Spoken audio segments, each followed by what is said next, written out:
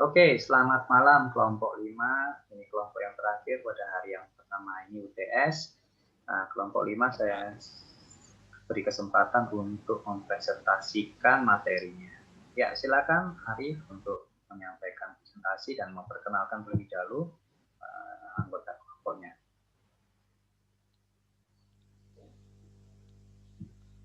Baik, sebelumnya Assalamualaikum warahmatullahi wabarakatuh. Perkenalkan, nama saya Muhammad Arif Ramadhani. Saya dari kelompok 5, profesional kelas C. Anggota kelompok 5 yaitu yang pertama ada Dena S. Saputra, Dwi Bima Prasetyo, Audrey Aulia, Muhammad Arif Ramadhani, dan Nathanael Agustinus. Baik, di sini saya akan mempresentasikan tentang sejarah matahari Stur. PT Matahari Stur memulai perjalanan pada tanggal 24 Oktober 1958, yaitu dimulai dari membuka gerai pertamanya berupa toko fashion anak-anak di daerah Pasar Baru, Jakarta. Kemudian Matahari melangkah maju dengan membuka departemen store modern pertama di Indonesia pada tahun 1972. Saat itu Matahari telah menjadikan dirinya sebagai merek asli nasional. Pendiri Matahari Departemen Store yaitu Bapak Hari Darmawan. Beliau lahir di Makassar, Sulawesi Selatan 27 Mei 1940. Beliau wafat pada tanggal 10 Maret 2018 pada umur yang ke-77 tahun. Beliau memulai usaha pertama kali setelah membeli toko milik ayah mertuanya, yaitu The Zone. Kemudian mengganti nama tersebut menjadi Matahari.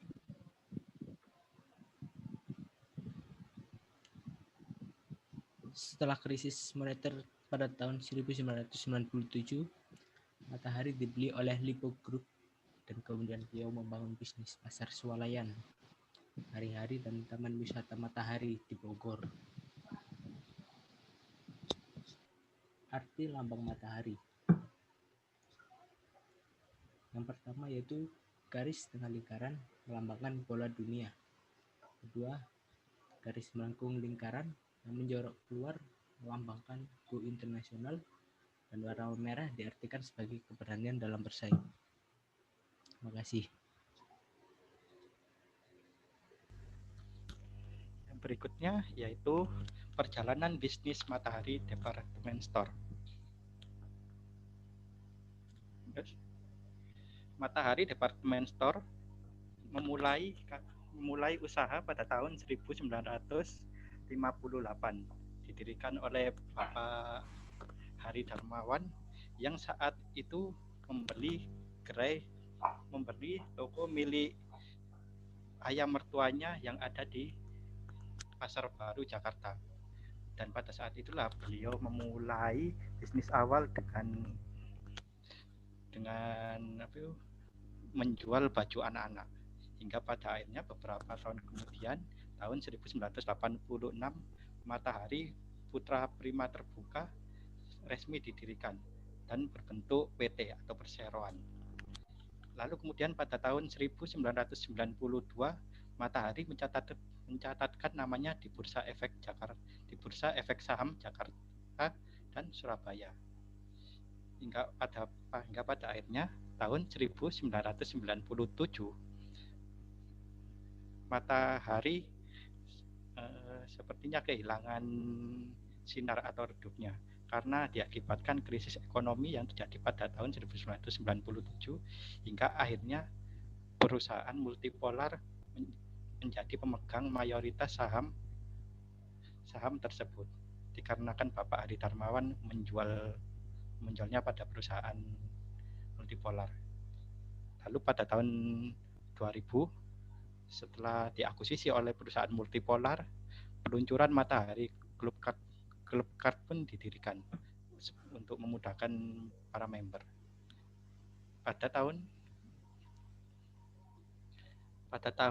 2008 peluncuran konsep New Generation Matahari yang menjadi percontohan terbaik konsep department store hingga saat ini. Lalu kemudian pada tahun 2010 Matahari kembali diakuisisi oleh PT lain yaitu PT Meadow Indonesia. Hingga akhirnya pada tahun 2019 merek eksklusif Matahari tersedia di Matahari e-commerce. Lalu kemudian pada tahun 2017 pembukaan Gerai Nevada pertama yang didirikan oleh Matahari sendiri. Hingga kemudian pada tahun 2018 peluncuran kembali aplikasi atau blog matahari.com yang ditujukan untuk kemudahan para customer. Lalu kemudian pada tahun 2019 pembukaan gerai baru besar-besaran Matahari dibangun di beberapa banyak kota-kota di Indonesia. Berikut ini adalah contoh-contoh store Matahari.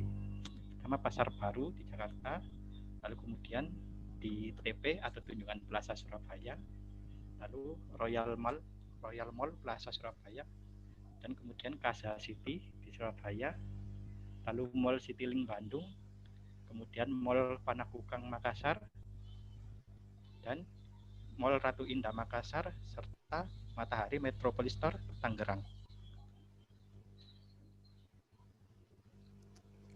Filosofi pendirian Matahari Department Store. Filosofi yang pertama, berusaha untuk menciptakan tingkat hidup yang lebih baik bagi seluruh karyawan. Untuk yang kedua, filosofi yang digunakan Matahari berusaha menciptakan tempat kerja yang nyaman, aman, tentram, dan sejahtera sebagai pancaran cita-cita karyawan. Yang ketiga, berusaha menciptakan sistem organisasi terpadu demi masa depan perusahaan dan karyawan atas dasar efisiensi kerja yang maksimal. Untuk sistem organisasi yang dipakai untuk di posisi teratas ada RUPS, dan di bawahnya ada Presiden Komisaris Manajer dan para komisaris. Untuk di bawah Presiden Komisaris ada Presiden Direktur dan Corporate Secretary. Untuk di bawahnya lagi ada Business Unit Direktur dan Direktur 1, 2, 3 serta Corporate Senior Manager Supervisor. Yang di bawahnya lagi ada Regional Manager serta para manajer, dan yang terakhir ada Store Manager dan para staff. Untuk filosofi yang keempat, berusaha mendidik, melatih, dan mengembangkan seluruh karyawan serta merta tanpa membedakan tradisi, agama, asal keturunan sehingga mereka sadar akan tugas dan kewajiban serta menjunjung tinggi tujuan perusahaan sebagai penunjang ekonomi negara. Dan untuk filosofi yang terakhir, berharap atas dasar sinkronisasi untuk saling mempercayai, menghormati, bekerja sama dengan baik dan dengan asas kekeluargaan untuk mencapai tujuan yang kekal dan abadi. Kelima filosofi tersebut dijadikan nilai utama yang diyakini bersama oleh seluruh karyawan Matahari. Kutipan dari Sudrajat 2018.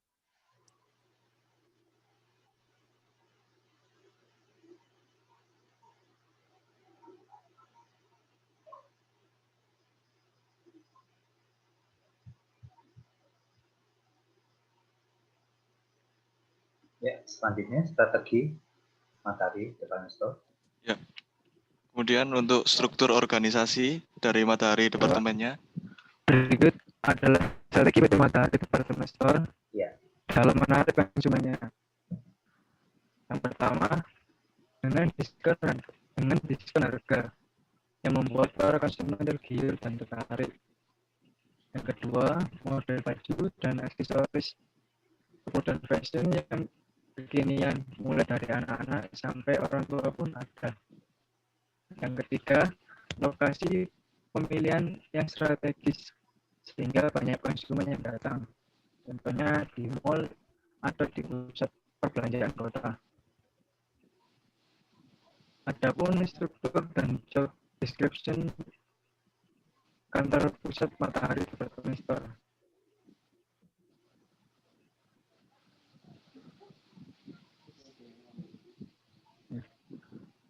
Berikut strukturnya.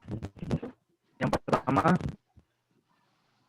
ada presiden komisaris sebagai pemegang tertinggi perusahaan dan yang mempunyai pengaruh besar dalam hal modal usaha.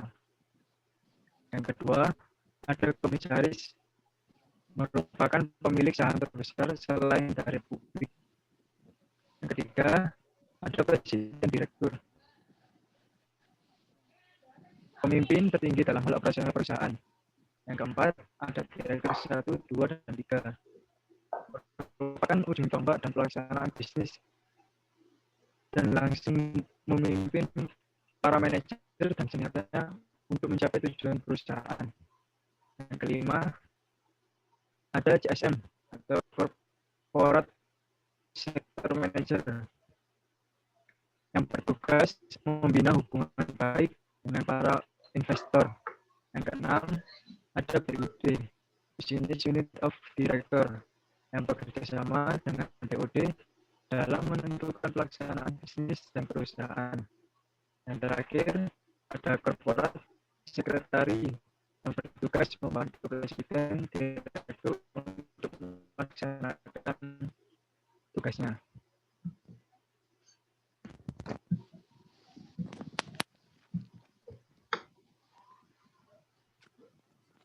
Ya, untuk struktur organisasinya dari Matahari Department Store memiliki manajemen yang dipimpin oleh manajer. Jadi untuk pemimpinnya itu manajer dengan 1 orang.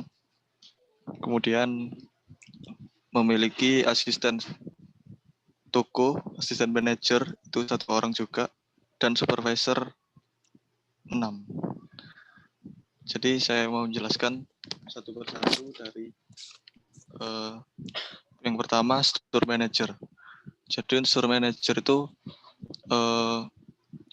manajer yang memimpin, bertanggung jawab dalam toko, dalam pimpinan pusat terhadap seluruh tugas kewajiban departemen di bawahnya. Kemudian dia manajer tersebut memiliki tugas untuk mengkoordinir dengan pihak luar, yang artinya jika ada pasar dagang masuk, maka manajer itu yang akan menangani dan dia akan mengkoordinasi ke atasannya yang punya untuk mengambil keputusan. Kemudian yang kedua, dia bertanggung jawab atas laporan penjualan kepada pusat. Dan yang ketiga, bertanggung jawab kepada pengawasan toko. Itu adalah tugas manajer. Kemudian yang B, untuk asisten manajer, tugasnya adalah untuk membantu evaluasi saja. Jadi untuk mengevaluasi tugas manajer, tugas operasionalnya, kurang lebih seperti itu. Untuk yang ketiga, terdapat supervisor. Tentunya dalam manajemen ada manajer, asisten manajer, kemudian supervisor. Supervisor itu supervisor personalia pusat yang bertanggung jawab kepada store manager atau manager. Dan yang kedua bertanggung jawab kepada asisten manager. Nah, kemudian yang keempat ada supervisor wilayah atau area. Supervisor area meliputi tugasnya untuk meningkatkan penjualannya. Penjualan terhadap produk di departemen Matahari Department Store itu tadi. Penjualan pada bagian masing-masing. Tujuan dari adanya supervisor area ini sangat terbantu untuk terhadap kelengkapan barang di toko, tanggung jawab. Jadi memang hampir sama supervisor personalia sama supervisor area, kayak gitu. Jadi bedanya adalah kalau supervisor area memang dia meningkatkan penjualan. Tetapi kalau supervisor personalia juga sama-sama meningkatkan penjualan. Tapi plus juga supervisor SPV tersebut melaporkan kepada store manager dan asisten manager itu tadi. Untuk ke pusat lapornya. Kemudian yang kelima, terdapat koordinator area. Bertujuan apa? Bertujuan untuk bertanggung jawab pada SPV area masing-masing. Jadi sebagai koordinator. Yang keenam adalah supervisor ekspedisi. Supervisor ekspedisi menerima barang supplier. Tugasnya seperti itu untuk menerima barang supplier pertama. Yang kedua untuk sortir barang. Jadi barang yang mau disalurkan ke area masing-masing itu disortir dulu seperti itu lebih jelasnya. Yang ketiga mengecek ketersediaan barang. Yang ketiga. Kemudian yang